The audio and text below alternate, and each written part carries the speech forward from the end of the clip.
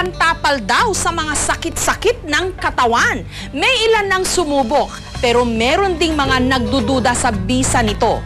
Negative ions. Meron nga ba itong resultang positibo? 6 na buwan lang si Baby Rupert nung nagkaroon siya ng tinatawag na scalded skin syndrome. Matinding sakit sa balat kung saan namumula at nalalaglag ang balat sa kanyang buong mukha at katawan. Pagdating ng 2 days, dinala ko sa pidya. Sabi ng pidya, ay kailangan ito ay dalhin sa ospital para maswiruhan. Nangamba ang kanyang mga kamag-anak na baka hindi na siya gagaling pa. Pero makalipas ang 1 taon, heto na si Baby Rupert. Masayahin. At higit sa lahat, flawless. Ang nagpakinis daw sa kanya, sanitary napkin na may negative ions. Wala naman daw masama kung sinubukan nila ito, lalo ba't 10 piso lang kada piraso. Tinatanggal lang nila ang negative ion strip sa sanitary napkin. Pagkatapos, itinapal sa sugat ni Baby Rupert. Makalipas lang daw ng 1 linggo, unti-unti nang kuminis di umano si Baby Rupert. Sa internet, may pag-aaral na nagsasabing may natural daw na kakayahan na magpagaling ng iba't ibang klase ng sakit, ang tinatawag nilang negative ions.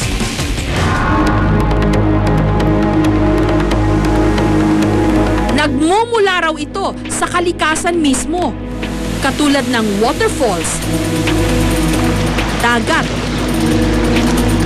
at bundok. Meron din daw negative ions ang katawan ng tao.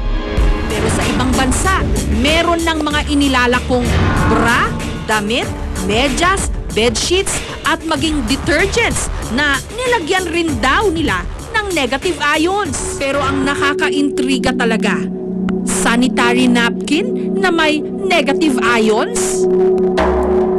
Meron itong green strip na itsurang adhesive bandage sa gitna ng napkin. Dito raw nang gagaling ang di umano negative ions. Tatanggalin ito, babasain, at ididikit daw sa sumasakit na parte ng katawan. Si Yoli, 41 years old, noong nakaraang taon, meron daw nakitang cyst sa kanyang matres.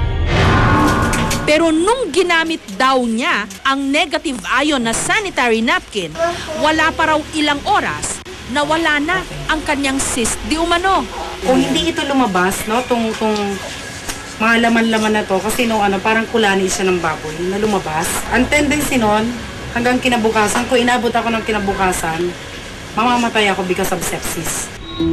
Sa sobrang bilib ni Yoli rito, pati na ang kanyang pamilya, pinagamit niya nito. Kapag sinisipon daw ang kanyang mister, pinapasinghot niya ng negative ion na napkin.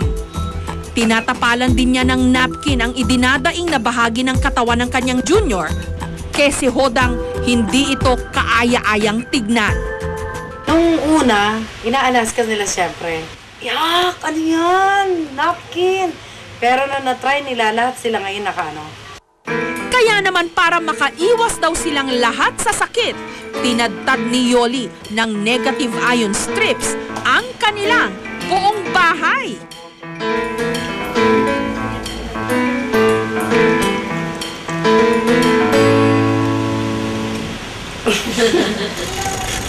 Si Lolo Gregorio naman, 84 years old, nagamot di umano ang kanyang namamagang prostate dahil daw sa araw-araw niyang paggamit ng napkin.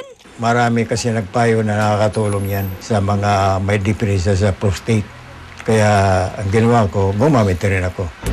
Dahil sa aming narinig, lalo kaming naintriga. Sinadya namin ang tanggapan ng distributor ng sanitary napkin na meron daw negative ion. Taong 2006 nung naimbento raw ito sa China. Pero noong nakaraang taon lang sinimulang ibenta dito sa Pilipinas. So na they came up with all researches. Doon sa small strip na yun, nilagay nila sa napkin. And since they're in the business of napkin, yun na rin ang ginamit. And it's patented. Trade secret daw ng mga Hapon na siyang gumagawa ng kanilang produkto kung papaano inilalagay ang negative ions di umano sa strip na ito.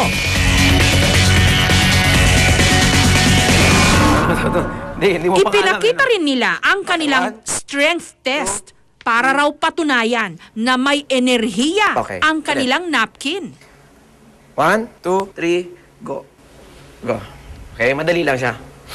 Okay, this is what we call strength test. Zip lang, zip. Konting zip lang. 1, 2.